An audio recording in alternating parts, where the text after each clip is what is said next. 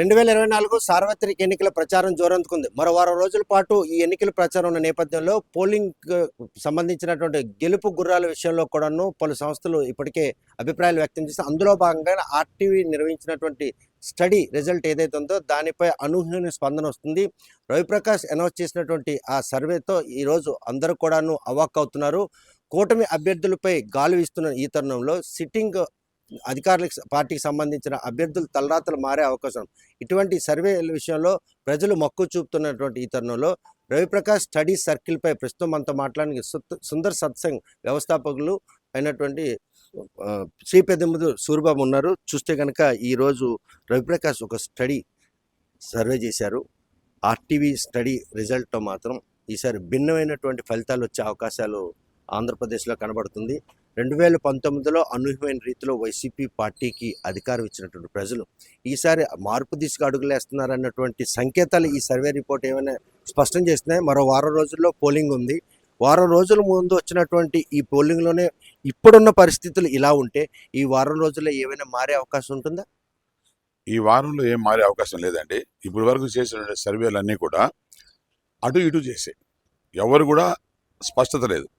అంతేకాకుండా ఈసారి జరిగిన సర్వేలన్నీ కూడా ఏదో జెన్యున్గా జరిగాయి అని నాకు అనిపించడం లేదు. కారణం ఏంటంటే ఈ సోషల్ మీడియా అనేటువంటిది ఒకటి ఎప్పుడైతే ఎంటర్ అయిందో ఈ సోషల్ మీడియాని ఒక్కొక్క పార్టీ కొనేసింది.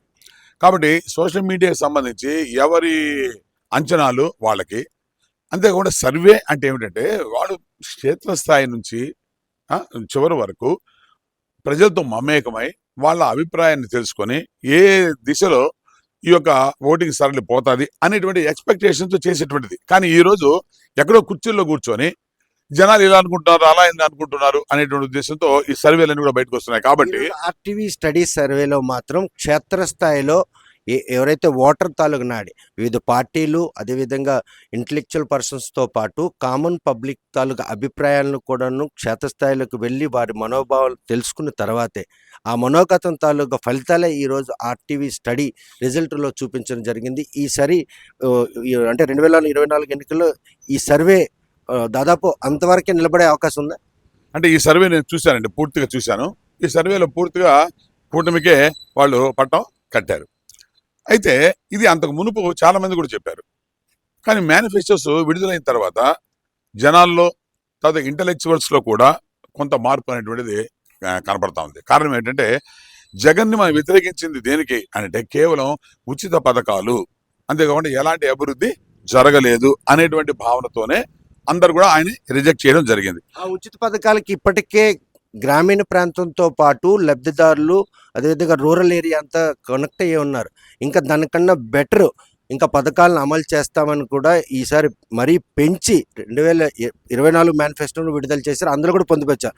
అంటే ఎవరైతే ఈ సంక్షేమ పథకాలు అందుకుంటున్నారో వారు చేజారకుండా ఉండే విధంగానే ఈరోజు మళ్ళీ ఈ ఆయన మేనిఫెస్టో ఉందా?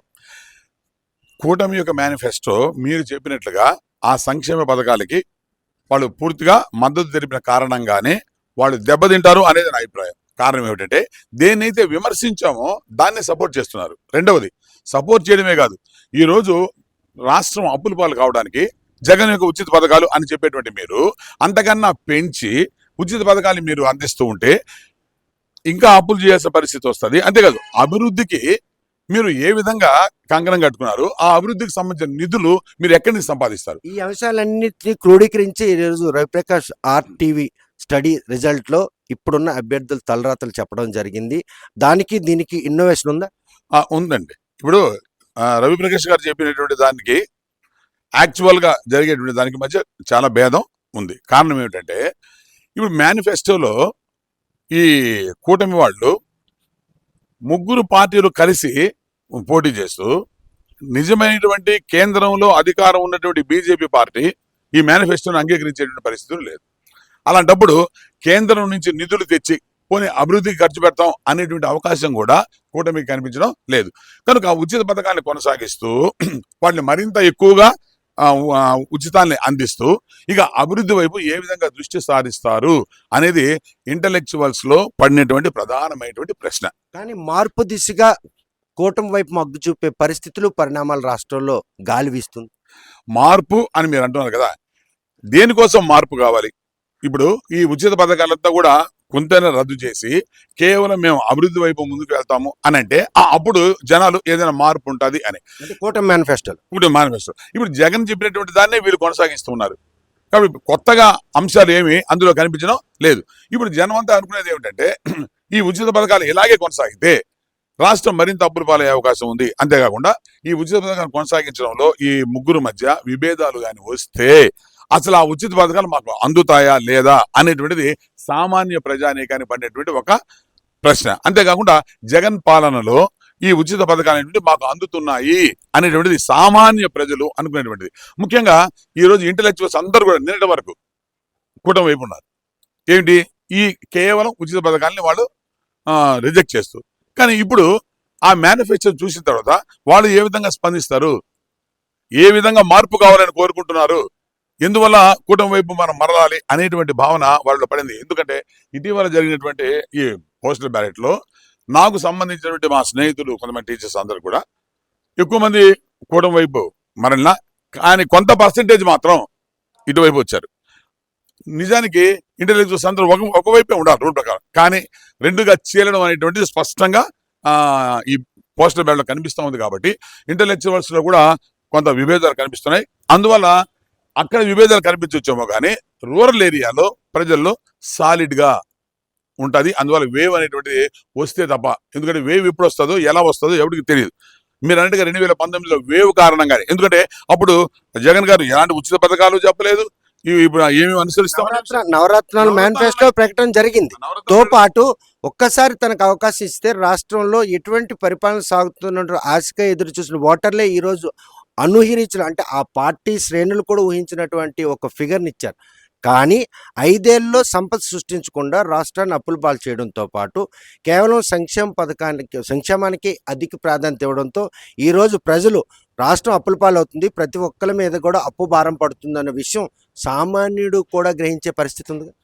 నాకు ఏ పార్టీతో సంబంధం లేదండి, కానీ మిమ్మల్ని ఒకే ప్రశ్న అడుగుతున్నా. మీరు అడిగిన దానికి ఏమిటంటే అసలు అభివృద్ధి అంటే ఏమిటో మీరు నిర్వచించగలరా? నా నిర్వచనం ఏమిటంటే, గురజాడ అప్పారావు మీరు చప్పట్లు కొడతారు కదా, ఏమన్నాడు ఆయన? దేశం అంటే మట్టి కాదోయ్, దేశం అంటే మనుషులే. అంటే అర్థం ఏమిటి? ఒక దేశం అభివృద్ధి అనేటువంటిది ఆ దేశ ప్రజల యొక్క సంక్షేమము, ఆ దేశ ప్రజల యొక్క అభివృద్ధి మీద ఆధారపడి ఉంది. అంతేగాని రోడ్లు, భవనాలు, ఆఫీసులు కాదు అని దానికి అర్థం. ఈయన ఏం చేశాడు?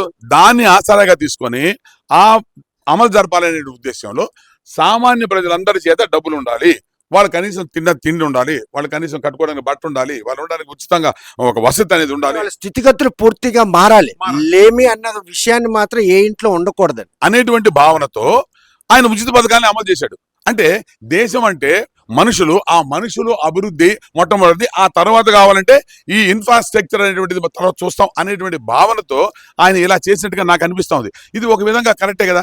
ప్రజలు ఆటోమేటిక్గా అభివృద్ధి చెందారంటే మీకు పెట్టుబడులు వస్తాయి, తర్వాత వాళ్ళ ఆర్థిక స్థితిగతులు మెరుగుపడతాయి, వాళ్ళ జీవన పరిస్థితులు మెరుగుపడతాయి, ఆటోమేటిక్గా ధనం అనేది సృష్టించబడుతుంది.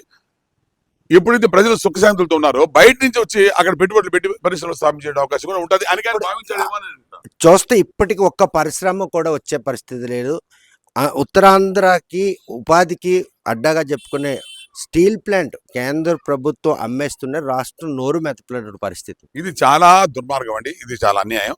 కొత్తగా పరిశ్రమ రావడం అనేటువంటిది దేని మీద ఆధారపడ్డదంటే, ఏదో ఒక నగరాన్ని మనం ఆసరాగా తీసుకొని ఆ డెవలప్మెంట్ బట్టి అక్కడికి వస్తాయి. ఈరోజు హైదరాబాద్కి మనం పిలవకపోయినా అక్కడికి వస్తాయి, ఎందుకంటే ఆల్రెడీ వెల్ డెవలప్డ్. అంటే ఆంధ్రప్రదేశ్లో అటువంటి పిలవకుండా వచ్చే ఒక డయాస్ ఏది లేదా? లేదు.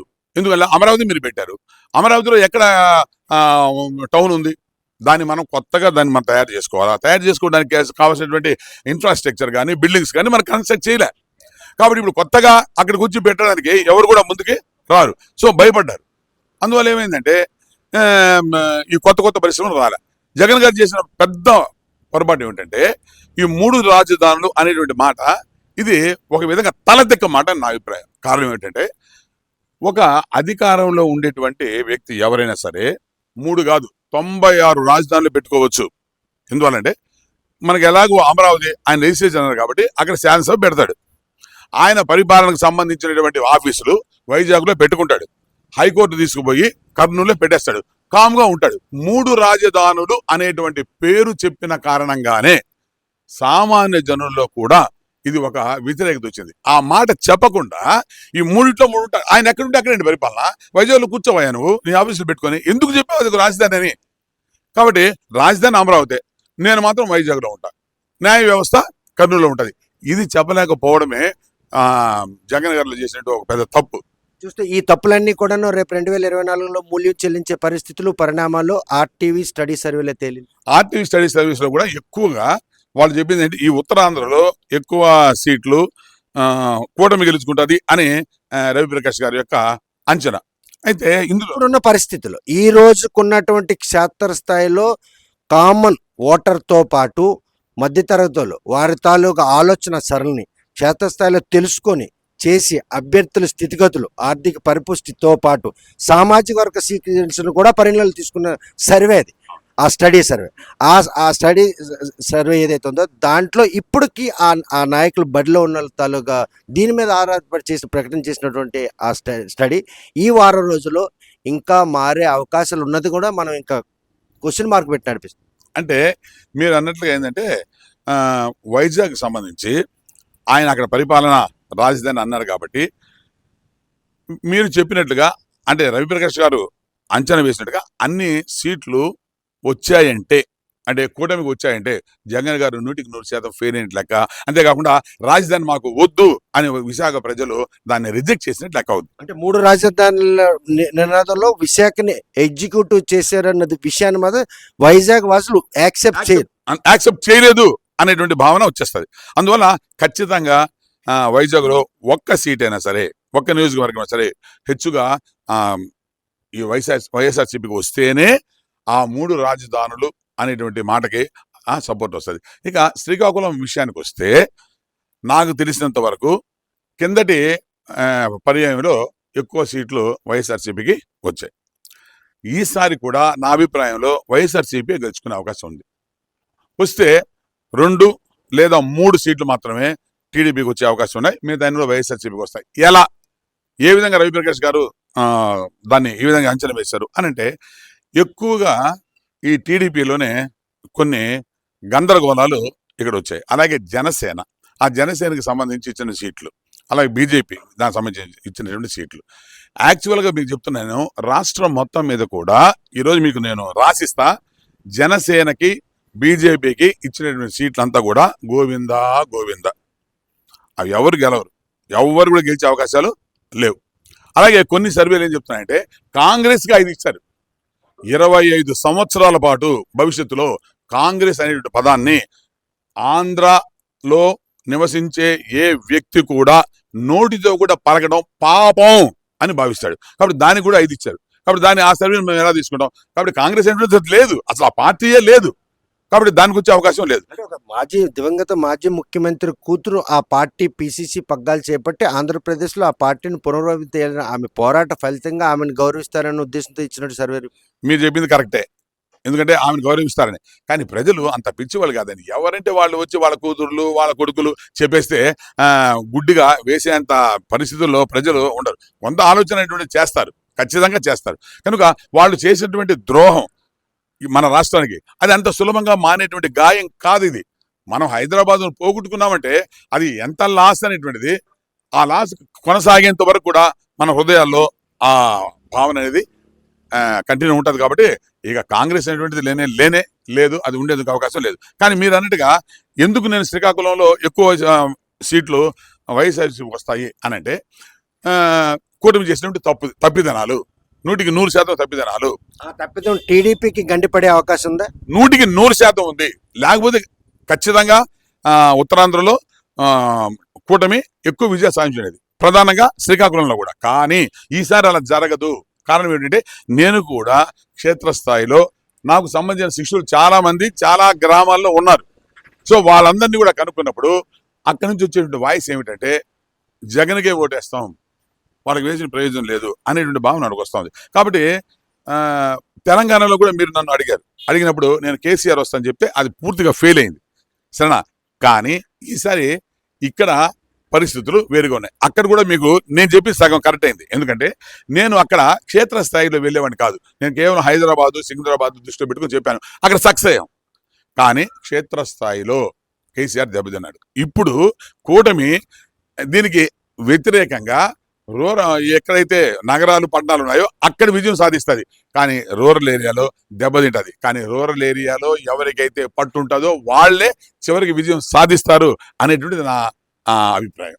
చూస్తే కనుక ఆర్టీవీ నిర్వహించినటువంటి స్టడీ సర్వే విషయంలో సూరిబాబు మాత్రం తన మనోగతాన్ని వెలిగిపించారు. తెలంగాణ ఎన్నికల్లో కూడా తన ఆర్టీవీతో మాట్లాడుతూ అక్కడ ఉన్నటువంటి రాజకీయ సమీకరణలు ఏ ప్రభుత్వం వస్తుందన్న విషయాన్ని కూడాను ఆయన తన మనోగతం వెలిగించారు. ఈరోజు మాత్రం ఆర్టీవీ స్టడీ సర్వే విషయంలో మాత్రం కూటమి అభ్యర్థుల గెలుపు విషయంలో ఏదైతే కూటమి బీజేపీ జనసేన ఉన్నాయి, ఈ రెండు పార్టీలకు ఇచ్చినటువంటి సీట్లు మొత్తం ఎక్కడా గెలిచే పరిస్థితి లేదు. మరోవైపు సీట్లు బట్వాడా విషయంలో ఉన్నటువంటి గెలుస్తారు అన్నటువంటి నియోజకవర్గాల్ని కూటమి అభ్యర్థులకు కాకుండా కొత్త అభ్యర్థులకు ఇవ్వడం, ఇవన్నీ కూడా టీడీపీతో పాటు ఉమ్మడి అభ్యర్థులకి మైనస్ అవుతున్నటువంటి ఈ తరుణంలో సర్వేను మాత్రం ఆయన స్వాగతిస్తున్నారు. కానీ ఇప్పుడున్న పరిస్థితుల్లో అర్బన్ ఓటర్లు అందరూ కూడా కూటమి వైపు చూస్తున్నా కూడాను రూరల్ ఉన్నటువంటి ఓట్ బ్యాంక్ అంతా కూడాను ఈరోజు జగన్మోహన్ రెడ్డి ఇస్తున్నటువంటి సంక్షేమ పథకాలకు ఇంకా ఆకర్షితులై ఉన్నారు. మేనిఫెస్టోలో అనితర సాధ్యం కానటువంటి హామీలు ఇచ్చి రాష్ట్రాన్ని అప్పుల పాలు చేసినటువంటి జగన్మోహన్ రెడ్డిని విమర్శించినటువంటి కూటమి అధినేత ఎవరైతే ఉన్నారో చంద్రబాబు నాయుడు ఈరోజు ఏదైతే సూపర్ 6 పథకాల్లో ఆయన ప్రకటించినటువంటి మేనిఫెస్టోలో కూడా అంతకన్నా అధిక మొత్తం ఇస్తామని మళ్ళీ ఉచిత సంక్షేమానికి ఆయన ప్రాధాన్యత ఇచ్చారు. ఇదంతా కూడాను విజ్ఞులు అదేవిధంగా మేధావులందరూ కూడా ఆలోచిస్తున్నారు. కానీ మానవుడికి మాత్రం, సామాన్య ప్రజలకు మాత్రం ఈరోజు సంక్షేమ పథకాలు నేరుగా తమ ఇంటికి వస్తున్నాయి. ఇంటిలి పాది ఆనందంగా ఉన్నాము. తమ పిల్లలను కూడాను చదివించుకోవడంలో కానీ ఆరోగ్య విషయంలో ఇంతగా దోహదపడుతున్నటువంటి జగన్మోహన్ రెడ్డి వైపే మొక్కు చూపుతున్నటువంటి సూరిబాబు తను తెలిసిన వారితో నిర్వహించినటువంటి అభిప్రాయాలు తెలుసుకున్నారు. ఆర్టీవీ నిర్వహించిన స్టడీ సర్కిల్ ఆయన ఏకీభిస్తూ ఏదైనా కూడాను రూరల్ ఓటింగ్లో గనక ఏదైనా అనూహ్య మార్పులు జరిగితే ఈ సర్వే 90% సక్సెస్ కావడానికి ఆస్కారం ఉందని మాత్రం ఆయన స్పష్టం చేస్తున్నారు. వీడియో జర్నలిస్ట్ రామకృష్ణతో సత్యం, ఆర్టీవీ శ్రీకాకుళం. మరిన్ని వీడియోస్ కోసం ఛానల్ ని సబ్స్క్రైబ్ చేయండి. లేటెస్ట్ అప్డేట్స్ కోసం వాట్సాప్ ఛానల్ ని ఫాలో చేయండి. అండ్ లింక్ డిస్క్రిప్షన్ లో ఉంది.